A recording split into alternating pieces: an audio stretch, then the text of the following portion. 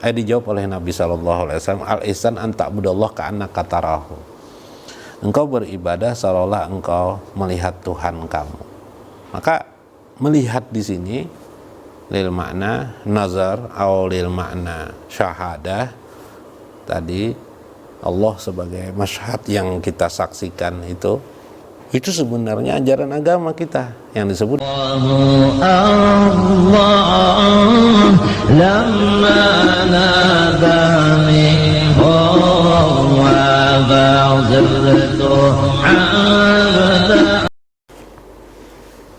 Assalamualaikum warahmatullahi wabarakatuh. Bismillahirrahmanirrahim. Alhamdulillahirabbil alamin.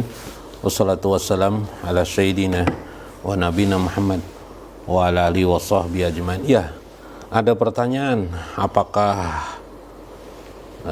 melihat Allah Subhanahu wa taala itu merupakan ajaran agama atau itu hanya carut marut orang-orang ahli marifah saja, atau dengan kata lain jangan-jangan itu bukan ajaran agama. Ada pertanyaan seperti itu. Kemudian ada juga pertanyaan, apakah itu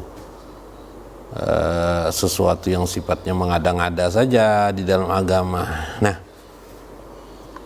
mungkin ini ada kelompok-kelompok yang menistakan tentang orang-orang tasawuf, orang-orang ahli ma'rifah dalam menyampaikan sebuah peristiwa-peristiwa yang sesungguhnya tentang hakikat agama yang mungkin berbeda dengan kepala mereka, karena mereka memahami agama itu hanya menggunakan logika dan teks.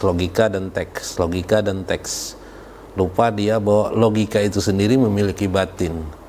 Lupa dia segala materi dalam kehidupan alam semesta ini memiliki batinnya itu yang tidak dia pahami, sehingga juga akhirnya memahami agama di kulit luarnya saja. Nah, saya akan menyampaikan di sini tentang sebuah apologi ya. Apologi itu semacam memberikan alasan tentang sebuah hukum ya, yang disampaikan oleh Syekh Ibnu Arabi ya. Syekh Ibnu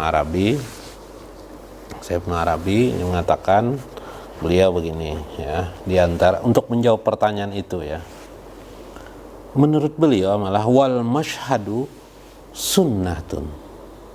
Masyhad itu, kata beliau, menyaksikan Allah Subhanahu wa taala, sunnah dalam agama, kata beliau, sunnah Nabi, kata beliau. Nah, ayo bayangkan, patasyuru lahu hadratal haqqi ta'ala bikibriyai wa azamatihi. Maka hasillah orang yang bisa masyhadnya kepada Allah, menyaksikan Allah itu, dia akan mendapatkan hadrah Allah, kehadiran Allah dalam yang dia rasakan, kibriyaatihi, tentang kebesaran-kebesaran Allah Subhanahu wa taala, wa azamatihi, dan keagungan-keagungan Allah Subhanahu wa taala. Dan itu sunnah di dalam agama. Bahkan mungkin dalam konteks yang lain ya, sunnah ini ada beda sunnat dan sunnah ya. Sunnat itu, kalau sunnat itu secara fikih, kalau sunnah itu suatu perilaku Nabi yang seharusnya kita contoh, kita teladani dalam kehidupan sehari-hari, yang bisa dikembangkan dalam kehidupan ini ya. Karena itu ya, fala yati amalan illa huwa. Tidak ada sesungguhnya amalan itu tanpa formula masyhad itu, sebenarnya formula penyaksian kepada Allah Subhanahu wa taala itu. Fa inna fiha min hadisin Nabi sallallahu alaihi wasallam bi qaulihi. Bahkan ini sebenarnya bukan hanya sunnah dalam perilaku Nabi, tapi juga disampaikan Nabi melalui lisan beliau, fi lisanihi. Kama yaqulu Jibril alaihissalam bisu'ailihi ala Nabi sallallahu alaihi wasallam.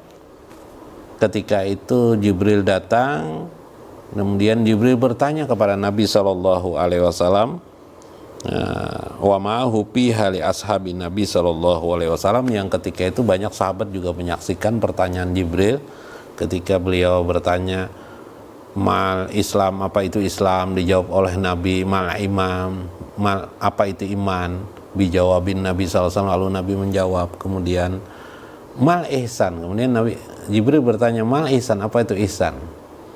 Maka dijawab oleh Jibril alaihissalam, dijawab oleh Nabi SAW, al ihsan an ta'budallah ka'annaka tarahu, engkau beribadah seolah-olah engkau melihat Tuhan kamu.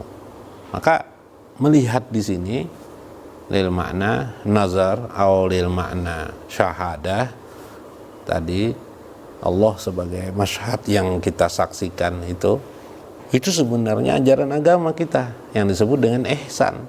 Kalau kita beribadah harusnya kita melihat makna ibadah. Ibadah itu bisa sholat, bisa zakat, bisa puasa, bisa juga zikrullah, bisa juga dalam kehidupan kita. Maka segala ibadah, inti daripada ibadah itu sebenarnya masyhad adalah harus ada yang dituju, yang disaksikan dalam bahasa ini. Nah, inilah tentang pentingnya memahami tentang masyhad itu ya. Wallahul muwaffiq wa aqwamut. Sebentar ya, ini dengan hadis ini mengingatkan kepada kita tadi untuk menjawab persoalan itu, bahwa ternyata orang-orang yang mencela atas apa yang disampaikan menjadi objek bahasan ilmu ma'rifatullah atau menjadi bagian kehidupan orang ahli ma'rifatullah, maka pencelaan-pencelaan mereka itu tadi itu karena kebodohan saja sebenarnya, karena tidak mengetahui tentang hadis Nabi. Dikatakan mereka mengerti teks, kenyataan mereka tidak bisa membaca teks itu secara keseluruhan, secara komprehensif ya, kalau istilah sekarang, secara keseluruhan kuliah, sehingga mereka merasa tidak menemukan hal-hal itu. Karena itu memang perlu dijawab atas satu pertanyaan-pertanyaan seperti itu, agar mereka juga menjadi maklum, memahami tentang hakikat daripada pengertian-pengertian ilmu ma'rifatullah itu. Yang kedua juga demikian juga saya ingin menyampaikan bahwa jangan sekali-sekali lagi bahwa seolah-olah ilmu ma'rifatullah, ilmu tasawuf itu ilmu yang terlalu tinggi, harus diajarkan kepada orang-orang yang sudah memiliki ilmu yang banyak. Tidak, ilmu tasawuf itu ilmu yang mudah sekali, bahkan dia merupakan bagian daripada ilmu relek ya, ilmu yang sangat relek ya, karena itu memang pekerjaan hati kita lah selama ini tidak terbiasa dengan itu, sehingga kita merasa berat. Jadi sebenarnya bagi saya juga kepada anak kecil pun saya ajarkan, tapi dengan bahasa anak kecil, dengan bahasa-bahasa seperti kita modern sekarang ini. Harusnya memang ilmu ma'rifatullah ini dibahasakan dengan bahasa modern agar dikenali dan dipahami oleh semua orang, termasuk anak muda kita, agar mereka belajar ilmu ma'rifatullah. Jadi termasuk juga guru-guru agama jangan hanya belajar ilmu fikih saja, tauhid saja, ilmu tasawuf tidak dipelajari, akhirnya mereka tertinggal nanti. Padahal tasawuf ini menggiring kehidupan. Tasawuf inilah yang paling bisa menggiring kehidupannya, yang tidak akan terlambat dengan kehidupan modern. Kalau ilmu fikih kan tertinggal. Kalau ilmu tauhid sering dikatakan orang jadul ya, sudah zaman dulu ini apa gitu.